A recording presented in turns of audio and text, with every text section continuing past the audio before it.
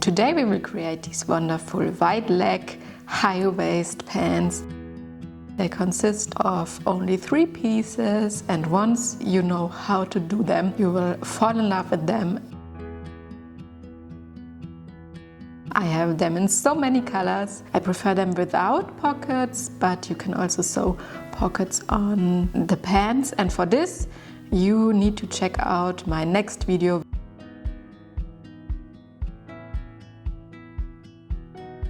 The pants consist of 2 leg elements and 1 waistband.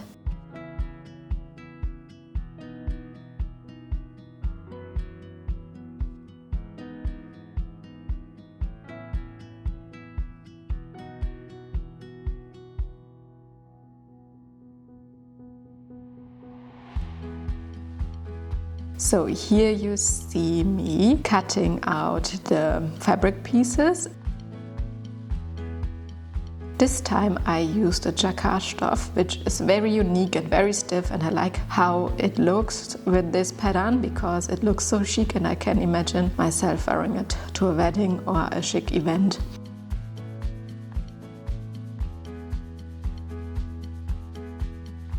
So here you see me cutting out the fabric. Important is that you cut along the seam allowance so that you know that there is seam allowance left. And then we start with threading all the bobbins to be ready to sew it right away. I start with a zigzag stitch to secure the edges from fraying, and I do it all along the 2 leg pieces and the waistband.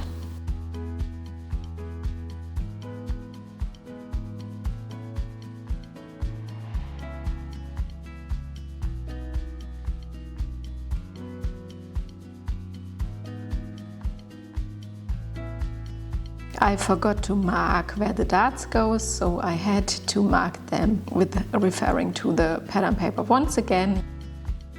You can mark them with chalk, or you could also use pins as I do here.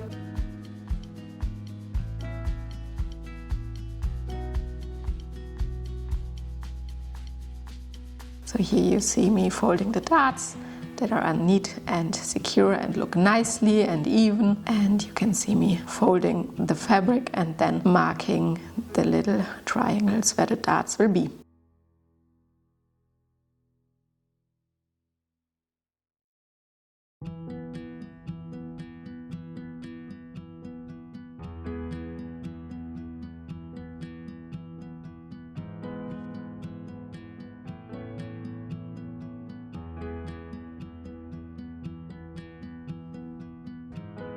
I love to work with thicker fabrics because for me they are easier to sew and I like the stiffness. Here you see me comparing both sides together and see if the darts match up. The darts are a big part of this pants, so I definitely want them to look very nice and very chic.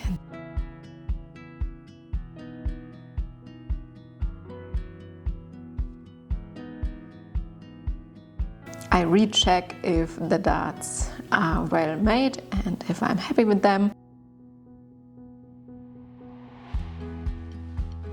And then I start pinning the front of the pants and I'm sewing them.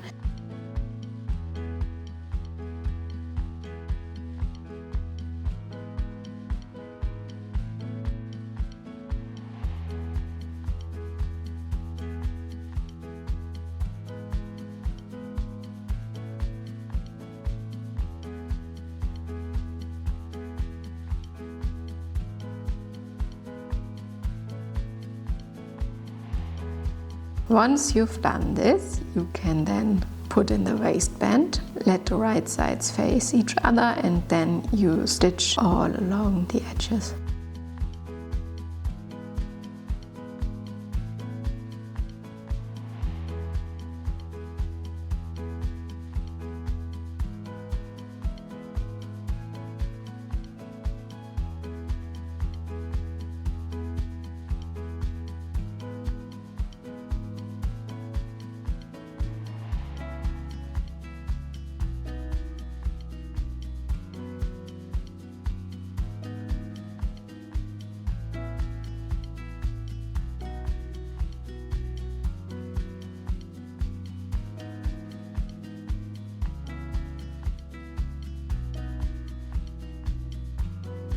If the fabric gets a little thicker because of the darts, you can lift the foot and then sew a few centimeters and then help it to get over the thick parts of the fabric.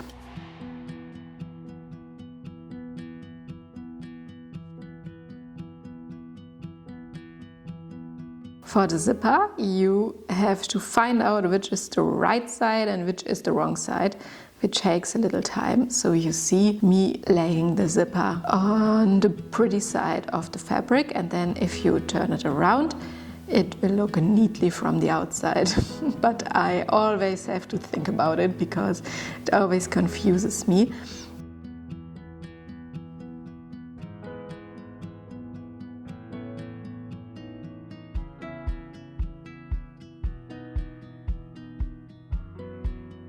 And what I like is to have the zipper ending on the waistband. That is why I sew the waistband in first, because then I can sew along all the waistband and pants part and have the zipper the perfect spot, and can include a hook and eye if I like to, or just leave it and only have the zipper for closure.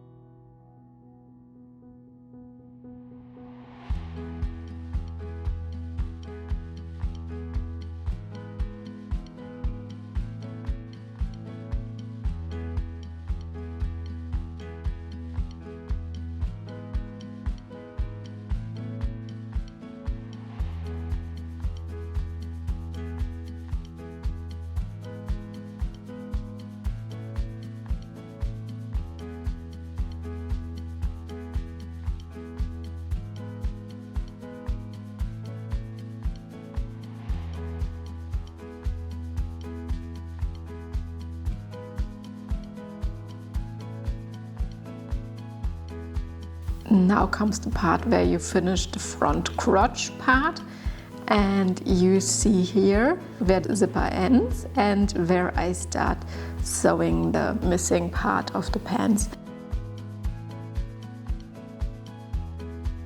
Now you have to prepare the legs, and they only have one seam because the outside seam is only the fabric, so you only have to sew all along the inseam of the pants to have this beautiful long and wide leg, pant leg.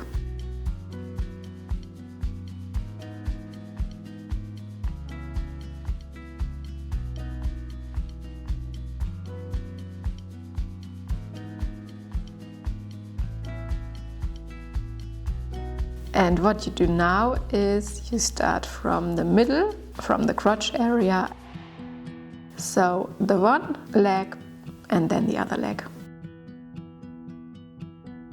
You sew on the side that will be the inside of the pants, so the seams should not be visible from the outside when wearing the pants.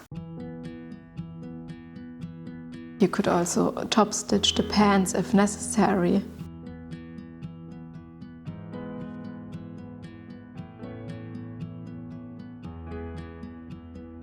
Find the perfect length for your hemline, and this is a very known process here. So you fold the hemline in and then you fold over once again and sew it all up.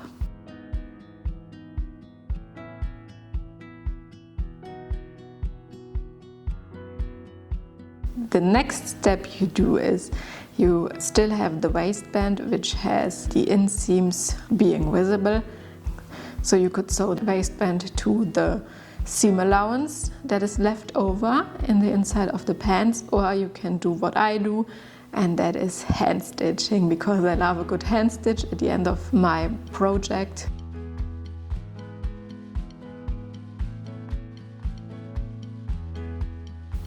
I recheck that the waistband really looks even and has the same length on both sides.